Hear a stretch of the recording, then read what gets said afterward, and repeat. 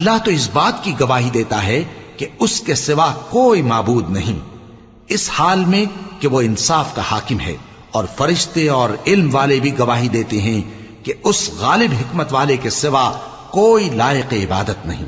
دین تو اللہ کے نزدیک اسلام ہی ہے، اور اہل کتاب نے جو اس دین سے اختلاف کیا تو علم حاصل ہونے کے بعد آپس کی ضد سے کیا، اور جو شخص اللہ کی آیتوں کو نہ مانے تو اللہ جلد حساب لینے والا ہے۔ اے پیغمبر، پس اگر یہ لوگ تم سے جھگڑنے لگیں تو کہنا کہ میں اور میرے پیرو تو اللہ کے فرمانبردار ہو چکے، اور اہل کتاب اور ان پڑھ لوگوں سے کہو کہ کیا تم بھی اللہ کے فرمانبردار بنتے اور اسلام لاتے ہو؟